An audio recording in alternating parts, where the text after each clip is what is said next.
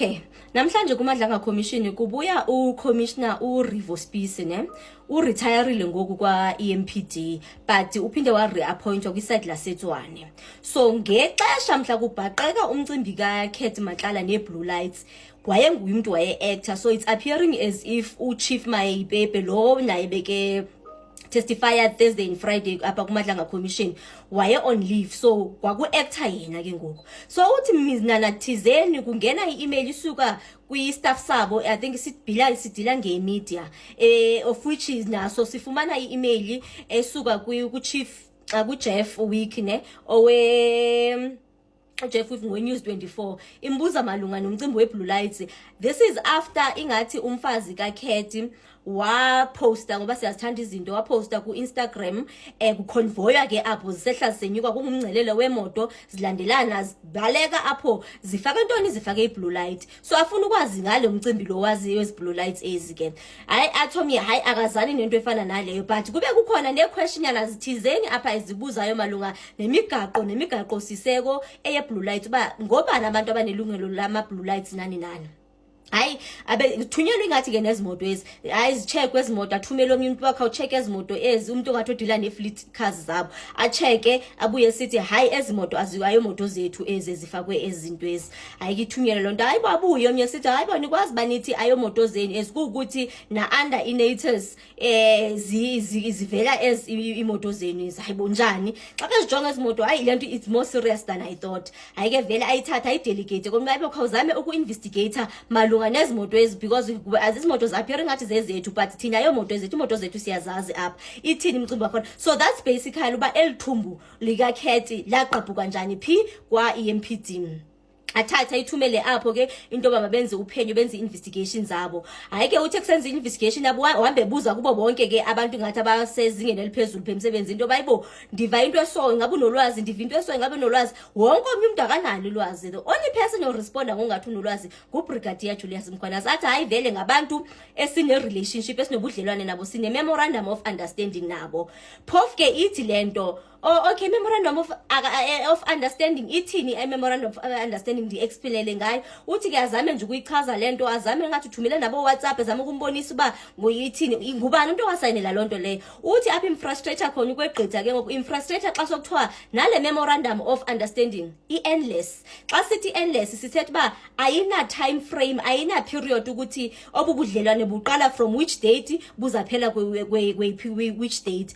Hayi amane edemand into bayikhaninziseleni iproper yayo lento lena le agreement original yayo ba kubani umuntu owenze so sivumelano, because according to yena uyazi exactly bazeziphi companies abasebenza nazo, otherwise le akayazi ayi company yakhona uyaqala ukuyiva. Uze uthi ke ngoku apha ku testimony yakhe as a result xa kubhizi kusenziwa lento lena wathi xa kayifunda ebona noba kukhona endless wafila into ba zange yabakhona banayo relationship nayiphi na icompany evele ba endless. Kuba khona i-time period abo ba kule unyaka okanye kwezinyanga okanye kule minyaka sizabe sebenzisana neyiphi company to but yoba kuthi i-endless hayi wayibona apho nje kunobugulu ukuthi uze uthi ke ngoku kwayena xa kayibona okanye funda zonke ezi communications zakhona bezenza ba i-fibers each and every fiber emzimbeni wakhe ugijime. So basically that's more or less what he said about on Friday. So nazi videos ke zazi imoto zakhona ziyaconvoya apho nazo, nanku nomama Khet nayo niyambona ba yes ubusy ngecontent apho uthini yiyo ke lo content etheni ebe yaba ithini ibambisa uKhet inceda thina South Africans into ba sibe sinalo ulwazi lwayo yonke lonto leyo uba kwenzeka ntoni kwa EMPD. Ndicela nimamele upart 2 because upart 2 une advice yoba senze njani ke ngoku ngoba kwezi Blue Lights ngoba nobugebengu buzakwenziwa amaphoyisa kubazazi personate abantu njengamaphoyisa bangabi ngamaphoyisa senze njani. So uyas advise ku part 2. Ku part 3 it's what gets more interesting and very scary for us South Africans, because this is deeper than we thought. This is where le comment ke ngoku ifuture khona into ba uKhet basically infiltratile into iSAPS not kancinci kakhulu futhi ebeza iown South Africa. Stated earlier, I was acting as the chief of police for that period, and on the 2nd of February, Lieutenant Colonel Kelebogile Tipa, who was appointed as the media spokesperson for the Ekurhuleni Metro Police Department, forwarded the email to me, which originated from a journalist from News 24, Mr. Jeff Weeks. and it pertains to 5 questions that started off with questions about blue lights, regulatory use of it, and to who it may be issued.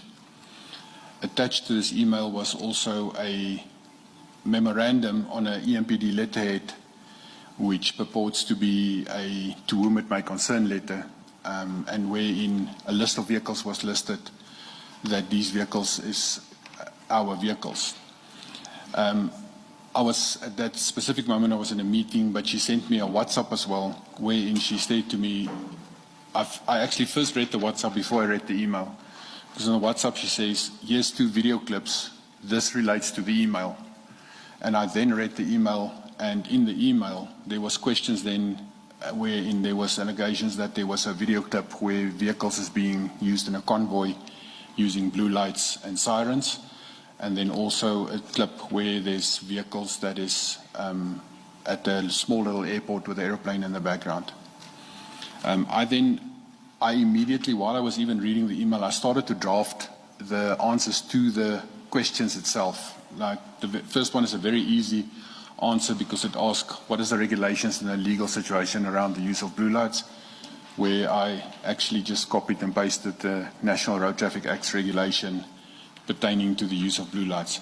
And it stepped further deep in where I finished drafting all the answers to it. I then sent that draft answers, I sent it back to Lieutenant Colonel Kelebogile Tipa, and I also CC'd the Chief's Staff Officer, Colonel Ivan du Plessis. The reason I obviously CC him is that because I'm acting chief, I must keep his office so that they know what everything is happening, what I'm doing. And I started then a process immediately thereafter of following up, because in this letter, the allegation of the vehicles, there's allegations that these vehicles belong to us. I immediately contacted Colonel Madeleine Bloemhoff, who is heading our fleet section and pounds section in the logistical support section. And I requested her telephonically, can you immediately check for me if these vehicles belong to us? And I gave her the registration numbers. She checked and verified on our internal asset register, and she immediately informed me that none of these vehicles belong to us. It's not council vehicles at all. And